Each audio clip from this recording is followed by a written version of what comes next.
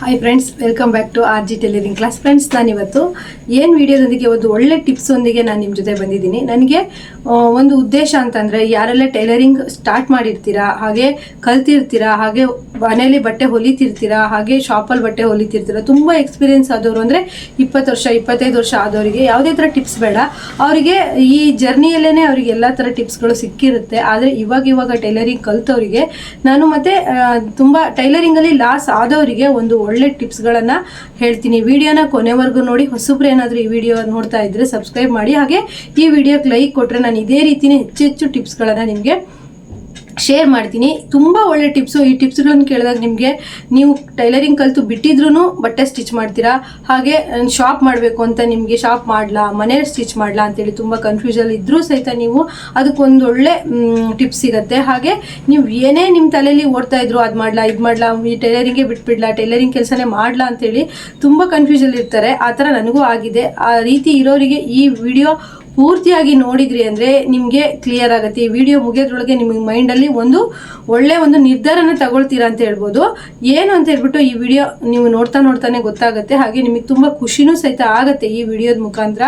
ಯಾಕಂದರೆ ಈ ಥರ ಗೊಂದಲ ನನಗೂ ಆಗಿತ್ತು. ಇದೇ ರೀತಿ ನನ್ನ ವಿಡಿಯೋಸ್ ನೋಡುವಂಥ ವ್ಯೂವರ್ಸು ಸಬ್ಸ್ಕ್ರೈಬರಿಗೆ ಆಗುತ್ತೆ ಅಂತ ಹೇಳ್ಬಿಟ್ಟು ನಾನು ಈ ವಿಡಿಯೋದ ಮುಖಾಂತರ ಹೇಳೋಣ ಅಂತ ಹೇಳ್ಬಿಟ್ಟು ಬಂದಿದ್ದೀನಿ. ಫ್ರೆಂಡ್ಸ್, ಏನಂತಂದರೆ, ನಾನು ಈ ರೀತಿ ಫೇಸ್ ವಿಡಿಯೋ ತೋರಿಸಿ ತುಂಬ ಕಡಿಮೆ ಮಾಡೋದು. ಯಾಕಂದರೆ ನಾನು ಟೈಲರಿಂಗ್ ರಿಲೇಟೆಡ್ ವೀಡಿಯೋಸ್ಗಳನ್ನು ಮಾಡೋದ್ರಿಂದ ನಾನು ವಾರಕ್ಕೊಮ್ಮೆ ಬಂದುಬಿಟ್ಟು ನಿಮ್ಗೆ ಈ ರೀತಿ ಟಿಪ್ಸ್ಗಳನ್ನು ಹೇಳಬೇಕು ಅಂತ ಹೇಳ್ಬಿಟ್ಟು ನಾನು ಟ್ರೈ ಮಾಡ್ತಾ ಇದ್ದೀನಿ. ಇದು ತುಂಬ ನಿಮಗೆ ಒಳ್ಳೆಯ ಒಂದು ಏನಾಗುತ್ತೆ ಅಂದರೆ ಹೆಲ್ಪ್ ಆಗುತ್ತೆ ಈ ಟಿಪ್ಸ್ಗಳನ್ನು ನೀವು ಫಾಲೋ ಮಾಡೋದ್ರಿಂದ. ನಾನು ಇವಾಗ ಏನು ಹೇಳ್ತೀನಿ ಅಂದರೆ, ನನ್ನ ಹತ್ರ ತುಂಬ ಜನ ಟೈಲರಿಂಗ್ ಕಲ್ತಿದ್ದಾರೆ. ಅವರಿಗೂ ಸಹಿತ ಹೇಳ್ತಿದ್ದೆ, ಈಗ ಟೈಲರಿಂಗ್ ಬೇರೆ ಕಡೆ ತುಂಬ ದೂರದಿಂದ ಎಲ್ಲ ನಮ್ಮ ವಿಡಿಯೋಸ್ ನೋಡ್ತಾ ಇರ್ತಾರೆ. ಅವರಿಗೆ ಟೈಲರಿಂಗ್ ಕಲ್ತಿರ್ತಾರೆ, 2 ತಿಂಗಳು ಕಲ್ತಿರ್ತಾರೆ, 3 ತಿಂಗಳು ಕಲ್ತಿರ್ತಾರೆ. ಅಯ್ಯೋ, ನಾನು ಸ್ವಂತ ಅಂಗಡಿ ಮಾಡ್ಬೋದಾ, ಅಥವಾ ಮನೆಯಲ್ಲೇ ಸ್ಟಿಚ್ ಮಾಡ್ತಿರೋರು ನಾನು ಕಸ್ಟಮರ್ ಬಟ್ಟೆನ ಇಸ್ಕೊಂಡು ಸ್ಟಿಚ್ ಮಾಡ್ಬೋದಾ, ನನ್ನ ಕೈಯಲ್ಲಿ ಸಾಧ್ಯ ಆಗುತ್ತಾ ಅಂತ ಹೇಳಿ ತುಂಬ ಕಾನ್ಫಿಡೆನ್ಸಿಂದ ಕೆಲಸ ಮಾಡೋದು ತುಂಬ ಕಡಿಮೆ. ಎಷ್ಟೇ ಕಲ್ತಿದ್ರು ಫಸ್ಟ್ ಬ್ಲೌಸ್ ನಮಗೆ ಬಂದಾಗ ಕಟ್ಟಿಂಗ್ ಮಾಡೋದಕ್ಕೆ ನಾವು ಹೆದರೇ ಇರ್ತೀವಿ. ಫಸ್ಟಿಗೆ ನಾವು ಏನೇ ಮಾಡಿರಲಿ, ಒಂದು ಬ್ಲೌಸ್ ಸ್ಟಿಚಿಂಗ್ ತೊಗೊಂಡಿರಲಿ, ಲಂಗ ಬ್ಲೌಸ್ ಸ್ಟಿಚಿಂಗ್ ತೊಗೊಂಡಿರಲಿ, ಹಾಗೆ ಡ್ರೆಸ್ ಸ್ಟಿಚಿಂಗಿಗೆ ತೊಗೊಂಡಿರಲಿ, ನಾವು ಫಸ್ಟ್ ಟೈಮ್ ಸ್ಟಿಚ್ ಮಾಡುವಾಗ ಹೆದರೇ ಇರ್ತೀವಿ. ಯಾರಿಗೆಲ್ಲ ಈ ಅನುಭವ ಎಲ್ಲರಿಗೂ ಆಗಿರುತ್ತೆ. ಪ್ರತಿಯೊಬ್ಬರು ಟೈಲರ್ಸಿಗೂ ಈ ಅನುಭವ ಆಗೇ ಇರುತ್ತೆ. ನನಗೂ ಆಗಿದೆ. ನಾವು ಏನು ಮಾಡಬೇಕು ಅಂತಂದರೆ, ನನಗೆ ನಿಜವಾಗೂ ಫ್ರೆಂಡ್ಸ್ ಗೈಡೆನ್ಸ್ ಅಂದರೆ ಈ ರೀತಿ ನಂಗೆ ಮಾಡು ಅಂತ ಹೇಳಿ ಯಾರೂ ಹೇಳಿದ್ದಿಲ್ಲ. ಯಾಕಂದರೆ ಟೈಲರಿಂಗ್ ಕೆಲಸ ಅನ್ನೋದು ನಮ್ಮ ಫ್ಯಾಮಿಲಿಯಲ್ಲಿ ನಾನೇ ಫಸ್ಟ್ ಮಾಡಿರೋದು. ಹಾಗಾಗಿ ಈ ರೀತಿ ಮಾಡ್ಕೊಂಡು ಹೋದರೆ ನಿನಗೆ ಈ ರೀತಿ ಒಳ್ಳೇದಾಗತ್ತೆ ಅಂತ ಹೇಳಿ ನನಗೆ ಯಾರೂ ಹೇಳಿಲ್ಲ. ನಾನೇ ತುಂಬ ಯೋಚನೆ ಮಾಡ್ತಿದ್ದೆ. ನಾನು ಇವಾಗ ಹೇಗಂದರೆ ಯೂಟ್ಯೂಬ್ ವೀಡಿಯೋಸ್ ಮಾಡೋದು ತುಂಬ ಯೋಚನೆ ಮಾಡ್ತೀನಿ. ಹೀಗೆ ಮಾಡಿದ್ರೆ ಸರಿ ಆಗುತ್ತಾ ಅಂತ ಹೇಳ್ಬಿಟ್ಟು.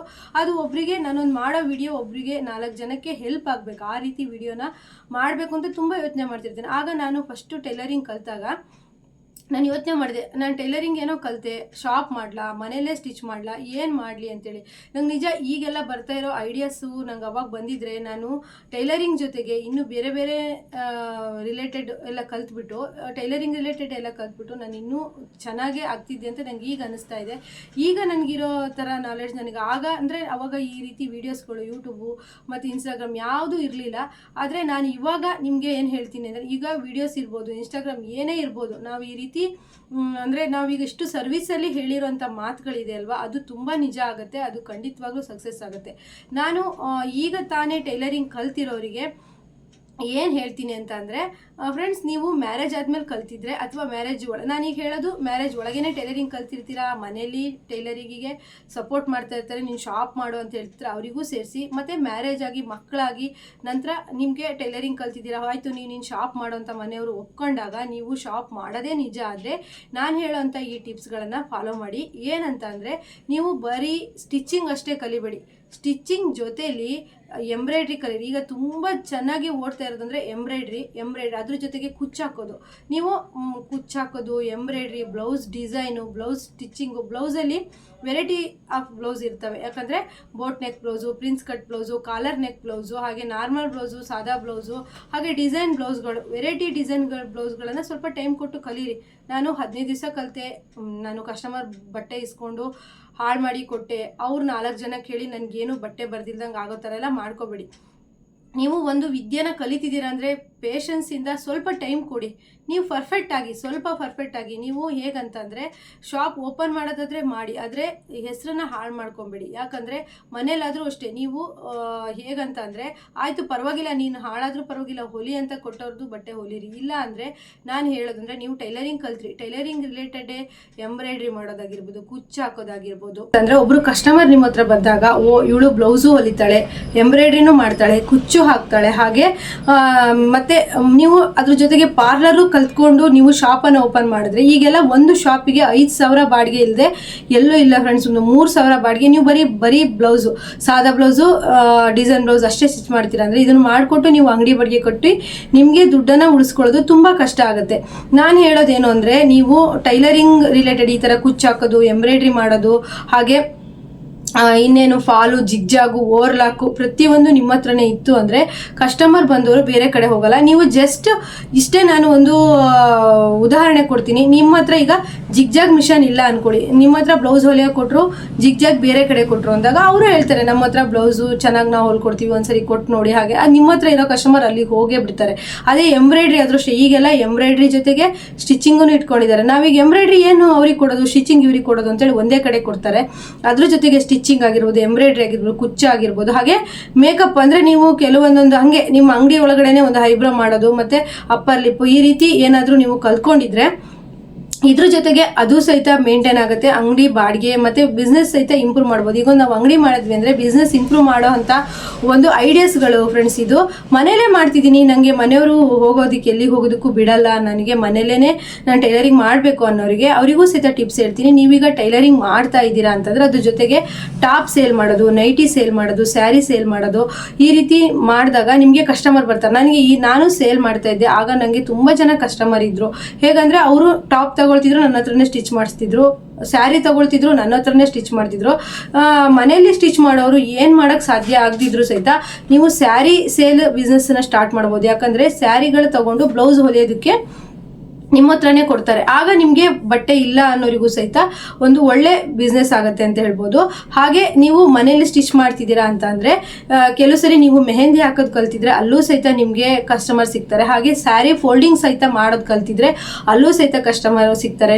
ಫ್ರೆಂಡ್ಸ್, ನಾವೀಗ ಸ್ಯಾರಿ ಫೋಲ್ಡಿಂಗ್ ಆಗಿರ್ಬೋದು, ಮೆಹಂದಿ ಆಗಿರ್ಬೋದು, ಕುಚ್ಚು ಆಗಿರ್ಬೋದು, ಹಾಗೆ ಈ ರೀತಿ ಜೊತೆಗೆ ನಮ್ಗೆ ಎಂಬ್ರಾಯ್ಡ್ರಿ ಮಾಡಿ ನಾವೇ ಹೊಲಿದು ಕೊಡ್ತೀವಿ, ಸ್ಯಾರಿ ಮೇಕಪ್, ಸ್ಯಾರಿ ಫೋಲ್ಡಿಂಗ್ ಮಾಡಿಕೊಡ್ತೀವಿ, ಹಾಗೆ ಕುಚ್ಚು ಹಾಕೋ ಪ್ರತಿಯೊಂದು ಸಿಗುತ್ತೆ. ಹಾಗೆ ನಮ್ಮಲ್ಲಿ ನಿಮಗೆ ಪಾರ್ಲರಿಂಗ್ ಏನಾದರೂ ರಿಲೇಟೆಡ್ ಒಂದು ಮದುವೆ ಮನೆಯವರೇ ಬಂದರು ಅಂತ ಹೇಳ್ಕೊಳ್ಳಿ, ನೀವು ಪಾರ್ಲರಿಗೆ ಎಲ್ಲಿ ಹೇಳಿದ್ದೀರಾ, ಎಲ್ಲೂ ಹೇಳಿಲ್ಲ, ಯಾರಾದರೂ ಗೊತ್ತಾ ಅಂತ ನಮಗೆ ಕೇಳ್ತಾರೆ.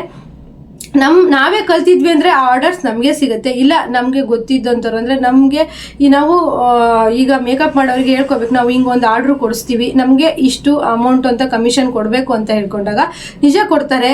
ನನಗೂ ಆ ರೀತಿ ಕೇಳಿದರೆ ನಾನು ಆ ರೀತಿ ಕೊಡಿಸಿದ್ದೀನಿ. ಮೆಹಂದಿ ಹಾಕೋಕ್ಕೆ ನಮಗೆ ಕೇಳ್ತಾರೆ. ಈಗ ಬಟ್ಟೆ ಹೊಲ್ಸೋಕೆ ಬರೋರು ನಿಮ್ಗೆ ಯಾರಾದರೂ ಮೆಹಂದಿ ಹಾಕೋರು ಗೊತ್ತಾ, ಮೇಕಪ್ ಮಾಡೋರು ಗೊತ್ತಾ ಅಂತ ಕೇಳ್ತಾರೆ. ಅಂದರೆ ತುಂಬ ಸಿಟಿ ಒಳಗೆ ತುಂಬ ಮೇಕಪ್ ಪಾರ್ಲರ್ ಇದೆ, ಅಲ್ಲಿ ಕೇಳಲ್ಲ. ಸ್ವಲ್ಪ ಹಳ್ಳಿ ಅಂದಲ್ಲಿ ಟೈಲರ್ಸ್ಗಳಿಗೆಲ್ಲ ಗೊತ್ತಿರುತ್ತೆ ಅಂತ ಹೇಳ್ಬಿಟ್ಟು ಕೇಳ್ತಾರೆ. ಆಗ ನೀವು ಈ ರೀತಿ ಈಗ ಆರ್ಡರ್ಸ್ಗಳನ್ನು ಕೊಡೋದ್ರಿಂದನೂ ಸಹಿತ ಕಮಿಷನ್ ಬರುತ್ತೆ. ನಾನು ವರ್ಷಕ್ಕೊಂದು ನನಗೆ ಏನಿಲ್ಲ ಅಂದರೆ ಒಂದು 10 ಈ ರೀತಿ ಆರ್ಡರ್ಸ್ಗಳು ನಾನು ಬೇರೆಯವ್ರಿಗೆ ಹೀಗೆ ಕೊಡಿಸ್ತಾ ಇರ್ತೀನಿ. ಇದರಿಂದ ನನಗೆ ಕಮಿಷನ್ ಬರುತ್ತೆ. ನಾವು ಮನೇಲೇ ಕೂತ್ಕೊಂಡು ನೋಡಿ ಈ ರೀತಿ ಮಾಡ್ಬೋದು. ಹಾಗೆ ಜ್ಯುವೆಲರಿ ಅಂದರೆ ಆರ್ಟಿಫಿಷಿಯಲ್ ಜ್ಯುವೆಲರಿ ನಿಮ್ಮ ಹತ್ರ ಇಟ್ಕೊಂಡು ಅದನ್ನು ಬಾಡಿಗೆ ಕೊಡೋದಾಗಿರ್ಬೋದು. ಹಾಗೆ ನೀವು ಮತ್ತೆ ಸೇಲ್ ಮಾಡೋದು ಆಗಿದ್ರೂ ಸಹಿತ ಇಲ್ಲಿಂದನೂ ಕಸ್ಟಮರ್ ಬರ್ತಾರೆ. ಅದನ್ನೆಲ್ಲ ಮೇಂಟೈನ್ ಮಾಡೋದಕ್ಕೆ ಜಾಗ ಎಲ್ಲ ಚೆನ್ನಾಗಿರಬೇಕು.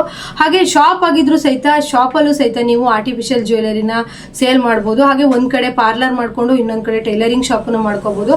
ಈ ಎರಡೂ ನಂಗೆ ಮೇಂಟೈನ್ ಮಾಡೋಕ್ಕಾಗಲ್ಲಪ್ಪ ಅಂದರೆ ನಾನು ಪಾರ್ಲರು ಯಾರಾದರೂ ಐಬ್ರೋಸ್ಗೆ ಇನ್ನೇ ಬೇರೆ ಬಂದರು ಅಂತಂದಾಗ ನಂಗೆ ಸ್ಟಿಚ್ ಮಾಡೋಕ್ಕಾಗಲ್ಲ ಅಂದಾಗ ನೀವು ಒಬ್ರನ್ನ ಸ್ಟಿಚ್ ಮಾಡೋರ್ನಂದರೆ ಸ್ವಲ್ಪ ಕಲ್ತೋಳು ಅಂದರೆ ಲೈನಿಂಗ್ ಅಟ್ಯಾಚ್ ಮಾಡ್ಕೊಡೋದಾಗಿರ್ಬೋದು, ಫಾಲ್ ಹಚ್ಚೋದಾಗಿರ್ಬೋದು, ಜಿಗ್ಜಾಗ್ ಮಾಡೋದಕ್ಕೆ, ಓವರ್ಲಾಕ್ ಮಾಡೋದಕ್ಕೆ ಒಬ್ಬರನ್ನ ನೀವು ಕೆಲಸ ತುಂಬ ಬಟ್ಟೆ ಬಂದಾಗ ನೀವು ಇಟ್ಕೋಬೋದು ಅಸಿಸ್ಟೆಂಟ್ ಆಗಿ, ಐರನ್ ಮಾಡ್ಕೊಡೋಕ್ಕಾಗಿರ್ಬೋದು. ಇಟ್ಕೊಂಡಾಗ ನಿಮ್ಗೆ ಈ ಕೆಲಸ ಆ ಕೆಲಸ ಇಂಪ್ರೂವ್ಮೆಂಟ್ ಆಗುತ್ತೆ. ನೀವು ಅವ್ರಿಗೆ ಕೊಟ್ಟು ಈ ಉಳಿಸ್ಕೊಳ್ಳೋ ಅಂಥ ಟೆಕ್ನಿಕ್ ನಿಮಗೆ ಗೊತ್ತಿರಬೇಕಷ್ಟೇ. ನಾವೀಗ ಎಷ್ಟೇ ಜನ ಕೆಲಸದವ್ರು ಇಟ್ಕೊಂಡ್ರು ಅವ್ರಿಗೆ ಕೊಟ್ಟು ನಮಗೆ ಲಾಭ ಆಗೋದಿದ್ರೆ ಮಾತ್ರ ನಾವು ಇಟ್ಕೋಬೇಕಾಗತ್ತೆ. ಇಲ್ಲ ಅಂತಂದರೆ ಲಾಸ್ ಆಗೋದ್ರೆ ನಮಗೆ ಇಟ್ಕೊಳ್ಳೋಕ್ಕೆ ನಾವು ಇಟ್ಕೊಂಡಿರೋ ಕೆಲಸದವರಿಗೆ ಕೈಯಿಂದ ದುಡ್ಡು ಕೊಡ್ಬೇಕಂದ್ರೆ ಅದು ಲಾಸ್ ಆಗುತ್ತೆ. ಹಾಗೆ ಮಾಡ್ಕೊಳಕ್ಕೆ ಹೋಗ್ಬಿಡಿ ಫ್ರೆಂಡ್ಸ್. ಒಂದೇ ಕೆಲಸದಲ್ಲಿ ಎಷ್ಟೊಂದು ಕೆಲಸಗಳನ್ನ ಆ್ಯಡ್ ಮಾಡ್ಕೊಂಡಿರ್ತಾರೆ ನೋಡಿ. ನನಗೆ ತುಂಬ ವರ್ಷದಿಂದ ಬೇಜಾರಾಗ್ತಿತ್ತು. ಅದರಲ್ಲಿ ನನಗೆ ಎಫೆಕ್ಟ್ ಆಗಿದ್ದು ಕರೋನಾದಲ್ಲಿ ನಾನು ತುಂಬ ಬುದ್ಧಿ ಕಲಿತೆ. ಯಾಕಂದರೆ ನಾನು ಸ್ಟಿಚಿಂಗ್ ಮಾಡ್ತಿದ್ದೆ. ಒಂದೇ ಸಲಿಗೆ ಕರೋನಾ ಜಾಸ್ತಿ ಆದಮೇಲೆ ಸ್ಟಿಚಿಂಗ್ ಎಲ್ಲ ನಿಂತೋಗ್ಬಿಡ್ತು. ಆಗ ನನ್ನ ಕೈಲಿ ದುಡ್ಡು ಅಂದರೆ ಬಟ್ಟೆ ಇದ್ವು, ಆದರೆ ನಾವು ಈಗ ಹೊಲಿದು ತಗೊಳ್ಳೋ ಅಷ್ಟು ದುಡ್ಡು ಕರೋನಾ ಟೈಮಲ್ಲಿ ತಗೊಳ್ತಿರಲ್ಲ. ಆವಾಗ ನಾನು ಅನ್ಕೊಂಡೆ ಇದ್ರ ರಿಲೇಟೆಡೇ ನಾನು ಬೇರೆ ಥರ ಇನ್ನೂ ಸ್ವಲ್ಪ ಕೆಲಸ ಮಾಡಬೇಕು, ಅಂದರೆ ಬಟ್ಟೆ ಸೇಲ್ ಮಾಡೋದಾಗಿರ್ಬೋದು, ಪಾರ್ಲರ್ ಕಲಿಬೇಕು ಅಂತ ನಂಗೆ ತುಂಬಾ ಇಷ್ಟ ಫ್ರೆಂಡ್ಸ್. ಈಗೂ ನನಗೆ ಅದೊಂದು ದೊಡ್ಡ ಆಸೆ. ಆದರೆ ನಾವು ಏನು ಮಾಡಿಬಿಟ್ವಿ ಅಂತಂದರೆ, ನಾವು ಸ್ಟಾರ್ಟಿಂಗೇನೆ ನಾನು ಟೈಲರಿಂಗ್ ಕಲ್ತಾಗ್ಲೇ ಪಾರ್ಲರು ಕಲ್ತ್ಬಿಟ್ಟಿದ್ರೆ ನನಗೆ ಇವಾಗ ಅದು ತುಂಬಾ ಹೆಲ್ಪ್ ಆಗ್ತಿತ್ತು. ನಾವು ಟೈಲರಿಂಗ್ ಕಲ್ತಂಥ ಟೈಮಲ್ಲಿ ಎಂಬ್ರಾಯ್ಡ್ರಿ ಎಲ್ಲ ಇರಲಿಲ್ಲ.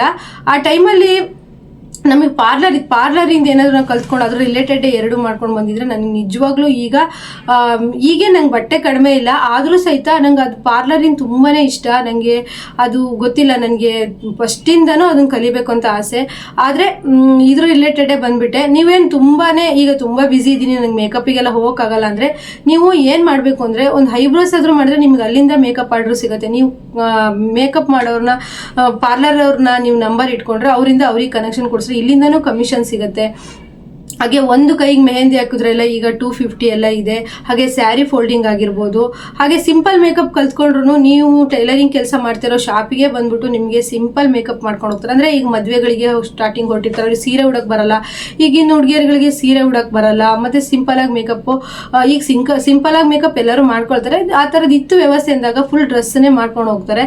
ಒಂದು ದೊಡ್ಡ ಶಾಪನ್ನು ನೀವು ಮಾಡಿದ್ರೆ ಅಲ್ಲೇ ಪಕ್ಕ ಪಾರ್ಲರು, ಈ ಕಡೆ ಟೈಲರಿಂಗ್ ಕೆಲಸನ ಏನು ಹೇಳಕ್ಕೆ ಹೊರಟಿದ್ದೀನಿ ಅಂತಂದರೆ, ಯಾರು ಇವಾಗ ಟೈಲರಿಂಗ್ ಕಲ್ತಿದ್ದೀರಾ, ನಿಮಗೆ ಬಟ್ಟೆ ಬರ್ತಿಲ್ಲ ಅಂತ ಅಂದರೆ ನಿಮಗೆ ಮನೇಲೆಲ್ಲ ಸಪೋರ್ಟ್ ಇದೆ, ಅಂಗಡಿ ಮಾಡು ಅಂತ ಹೇಳಿದ್ರೆ ಅಂಗಡಿ ಮಾಡುವಾಗ ಬರೀ ಟೈಲರಿಂಗ್ ಅಷ್ಟೇ ಕಲ್ತ್ಬಿಟ್ಟು ಮಾಡಬೇಡಿ. ಅದ್ರ ಜೊತೆಗೆ ಕುಚ್ಚು ಹಾಕೋದಾಗಿರ್ಬೋದು, ಹಾಗೆ ಎಂಬ್ರಾಯ್ಡ್ರಿ ಮಾಡೋದಾಗಿರ್ಬೋದು ಕಲೀರಿ. ಅಕಸ್ಮಾತ್ ನಿಮಗೆ ಪಾರ್ಲರ್ ರಿಲೇಟೆಡ್ ಏನೂ ಕಲಿಯೋಕೆ ಇಷ್ಟ ಇಲ್ಲ ಅಂದ್ರೂ ಓಕೆ, ನೀವು ಕುಚ್ಚು ಹಾಕೋದು ಮತ್ತು ಎಂಬ್ರಾಯ್ಡ್ರಿ ಮಾಡೋದು ಕಲ್ತ್ರಿ ಅಂತ ಅಂದರೆ ಅದ್ರ ಜೊತೆಗೆ ನೀವು ಮುಖ್ಯವಾಗಿ ಟೈಲರಿಂಗ್ ಮಿಷನ್ ಜೊತೆಗೆ ಜಿಗ್ಜಾಗ್ ಮಿಷನ್ ಆಗಿರ್ಬೋದು, ಓವರ್ಲಾಕ್ ಮಿಷನ್ ಆಗಿರ್ಬೋದು ತಗೊಳ್ಳಿ ಅಂತ ಹೇಳ್ತೀನಿ. ಯಾಕಂದರೆ ಜಿಗ್ಜಾಗು ಓವರ್ಲಾಕ್ ಇದ್ದರೆ ನಮ್ಮನ್ನ ಅಂದರೆ ಕಸ್ಟಮರ್ ಎಲ್ಲೂ ಹೋಗಲ್ಲ. ನಮ್ಮ ಹತ್ರ ಫ್ರೆಂಡ್ಸ್ ನನ್ನ ಹತ್ರ ಒಂದು ಓವರ್ಲಾಕ್ ಮಿಷನ್ ಇಲ್ಲ ಅಂತ ಅಂದ್ಬಿಟ್ಟು ಕಸ್ಟಮರ್ ನನಗೆ ಎಷ್ಟು ಹೇಳಿದ್ರೆ ಗೊತ್ತಾ, ನೀವು ಅಂದರೆ ಓವರ್ಲಾಕ್ ಮಾಡಲ್ವಾ, ಅಯ್ಯೋ ಹೌದಾ ನೀವು ಓವರ್ಲಾಕ್ ಮಾಡಲ್ವಾ, ನೀವೆಂತ ಟೈಲರ್ ಅನ್ನೋ ಥರ ಎಲ್ಲ ನನಗೆ ಹೇಳಿದರು.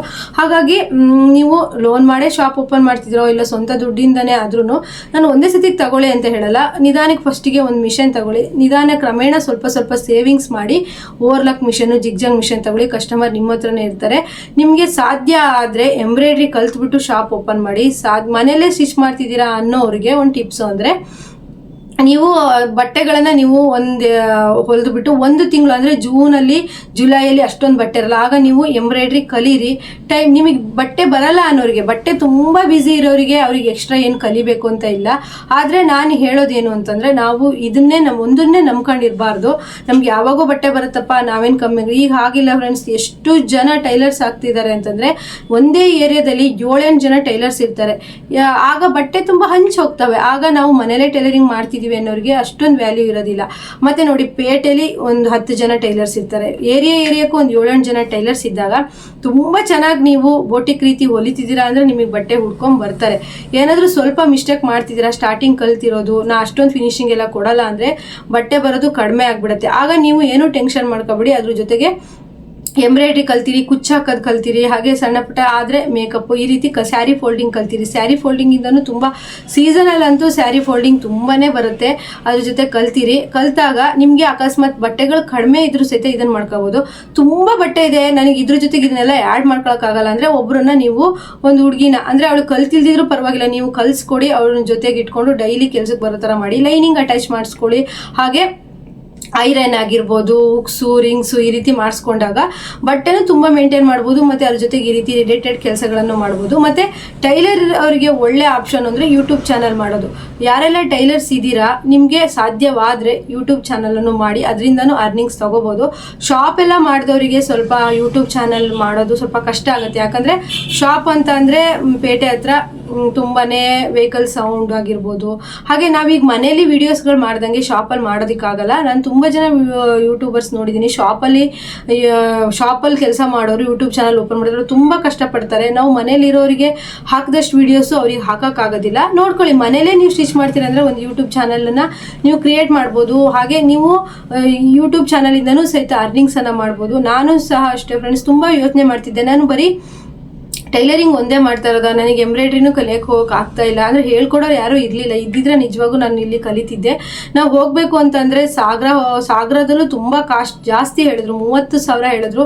ಬರೀ ಒಂದು ಬೇಸಿಕ್ ಎಂಬ್ರಾಯ್ಡ್ರಿ ಕಲಿಸೋಕ್ಕೆ 30,000 ಯಾರು ಕೊಡ್ತಾರೆ? ಹಾಗೆ ನನಗೆ 8,000 ಒಂದು ಸಿಕ್ತು ಆಫರು. ಆದರೆ ಶಿಕಾರಿಪುರ ತುಂಬ ದೂರ ಆಗುತ್ತೆ ನನಗೆ. ಈಗ ನಮಗೆ ಫ್ಯಾಮಿಲಿ ಅಂತ ಇದ್ದಾಗ ಹೋಗಿ ಕಲಿಯೋಕ್ಕೆ ತುಂಬಾ ಕಷ್ಟ ಆಗುತ್ತೆ. ಸಪೋರ್ಟ್ ಆಗಿದ್ದರೆ ಹೋಗಿ ಕಲಿಬೋದು. ನಮ್ಗಂದರೆ ನಮ್ಮ ಮನೆಯವರಿಗೆ ಊಟ ಎಲ್ಲ ನಾವು ಬಡಿಸ್ಲೇಬೇಕು. ಅವ್ರಿಗೆ ಹಾಕೊಂಡೆಲ್ಲ ಊಟ ಮಾಡೋದಕ್ಕೆ ಬರೋದೇ ಇಲ್ಲ. ಮತ್ತೆ ಹಾಗೇನೆ ಅವ್ರ ಊಟಕ್ಕೆ ಬಂದಾಗ ಇಲ್ಲಿ ಯಾರಾದ್ರೂ ಒಬ್ರು ನೋಡೋರಿದ್ರೆ ಅಡ್ಡಿಲ್ಲ. ಈಗ ಎಲ್ಲದೂ ನಾವೇ ಮಾಡಬೇಕು ಅಂದಾಗ ಆಗಲ್ಲ. ಮತ್ತು ಶಿವಮೊಗ್ಗನೂ ನನಗೆ 1 ಅವರ್ ಆಗುತ್ತೆ. ಆಮೇಲೆ ನಾನು ಯೂಟ್ಯೂಬ್ ಚಾನಲೆಲ್ಲ ನೋಡಿ ಟ್ರೈ ಮಾಡಿದೆ, ಆದರೆ ನಂಗೆ ಸ್ವಲ್ಪ ಬಟ್ಟೆಗಳು ಜಾಸ್ತಿ ಇದ್ದಿದ್ದಕ್ಕೆ ಆಗಿಲ್ಲ. ಆದರೆ ಈ ಸಲ ನಂದು ಎಂಬ್ರಾಯ್ಡ್ರಿ ಮಿಷನ್ ಇದೆ. ಈ ಸತಿ ಜೂನ್ ತಿಂಗಳಲ್ಲಿ ನಾನು ಒಂದು ಯಾವುದಾದ್ರೂ ಆನ್ಲೈನ್ ಕ್ಲಾಸಿಗೆ ಸೇರಿಕೊಂಡು ಕಲಿತೀನಿ ಅನ್ನೋದೊಂದು ನನಗೆ ಆಸೆ ಇದೆ. ನೋಡಿ, ಯೂಟ್ಯೂಬ್ ಚಾನಲ್ ನಿಮಗೆ ಸ್ಟಾರ್ಟ್ ಮಾಡಿ, ನನಗೆ ಆಗತ್ತೆ, ನಾನು ಮಾಡ್ತೀನಿ. ನಿಮಗೇನೂ ಇಲ್ಲ, ಯೂಟ್ಯೂಬ್ ಚಾನಲ್ ಸ್ಟಾರ್ಟ್ ಮಾಡಿದ್ದೀರಾ ಅಂದಾಗ ಒಂದು ಮಾತಾಡೋ ಸ್ಕಿಲ್ ಗೊತ್ತಿದ್ರೆ ಸಾಕು.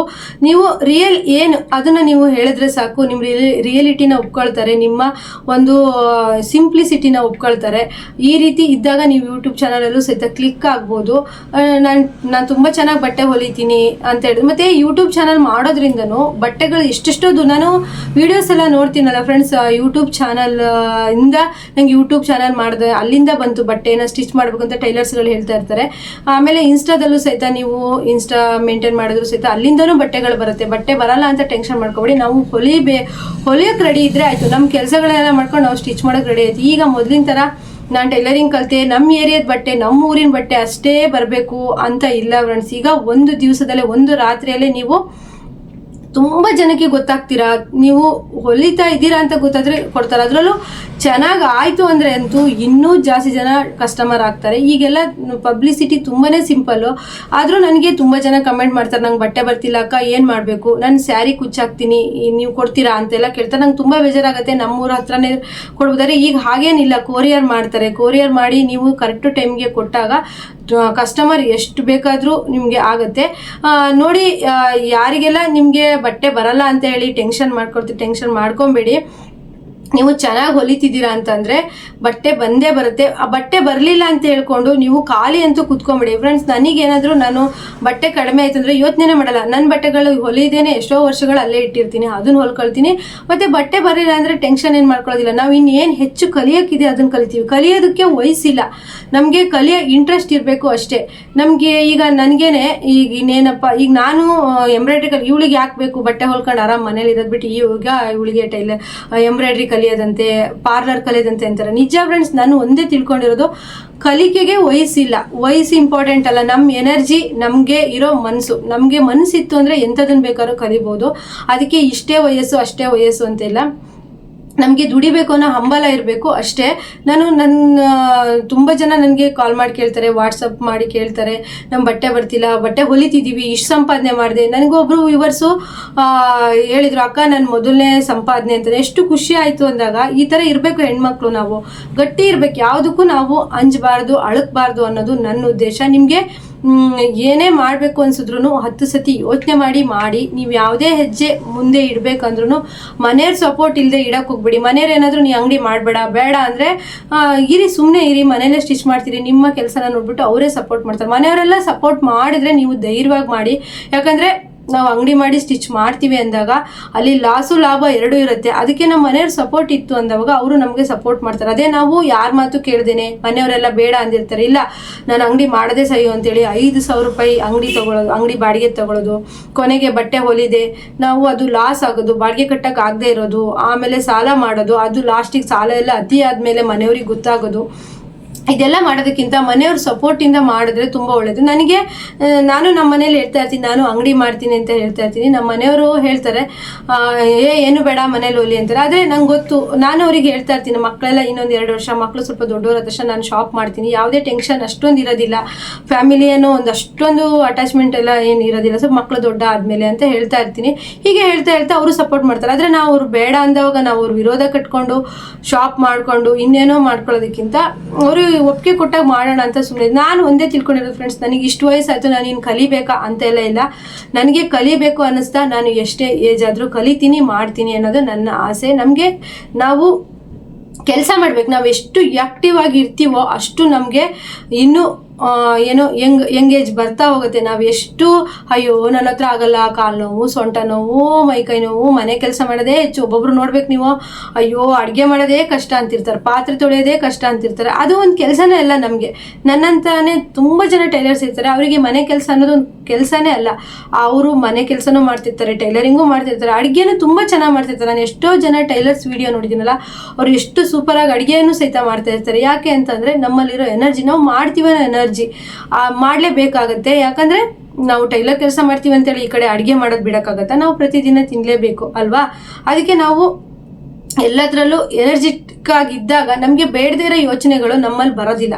ನಮಗೆ ಒಂದು ನಿಮಿಷನೂ ಫ್ರೀ ಇಲ್ಲದೆ ನಾವು ಇದ್ವಿ ಅಂದರೆ, ಫ್ರೀ ಅಂದರೆ 20 ರಾತ್ರಿ ಹಗಲು ಅಲ್ಲ, ಅವಾಗ ನಮ್ಮ ಆರೋಗ್ಯ ಹಾಳಾಗುತ್ತೆ. ನಾವು ನಮ್ಮ ಆರೋಗ್ಯಕ್ಕಾಗಿರ್ಬೋದು, ನಮಗಾಗಿರ್ಬೋದು ಟೈಮ್ ಕೊಟ್ಕೊಂಡು ಇರೋವಂಥ ಟೈಮಲ್ಲಿ ನಾವು ಸ್ವಲ್ಪ ಬ್ಯುಸಿಯಾಗಿದ್ವಿ ಅಂದರೆ ಯಾವುದೇ ಥರದ ನಮಗೆ ಬೇಡವಾದ ಯೋಚನೆಗಳು ಬರೋದೇ ಇಲ್ಲ.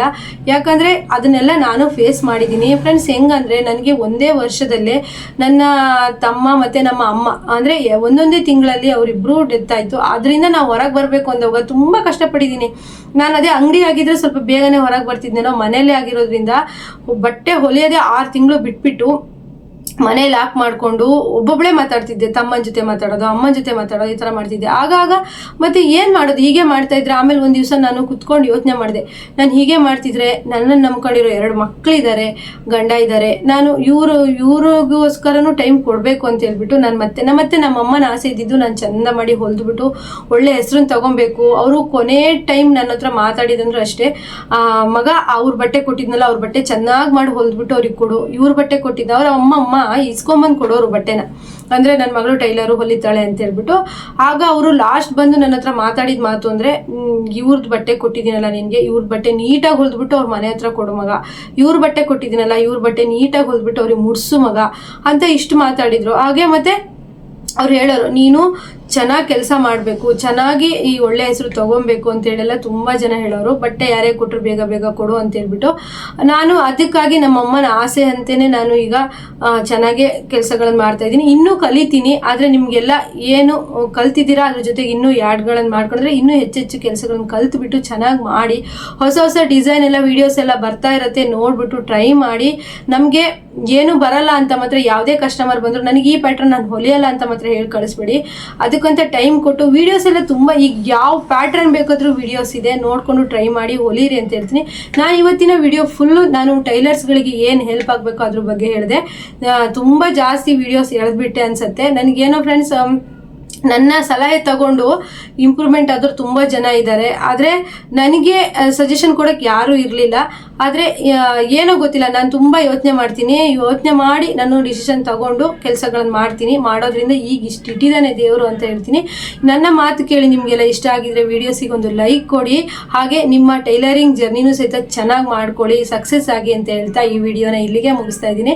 ನೆಕ್ಸ್ಟ್ ವಿಡಿಯೋದೊಂದಿಗೆ ಮತ್ತೆ ಭೇಟಿಯಾಗೋಣ. ಎಲ್ರಿಗೂ ಬಾಯ್.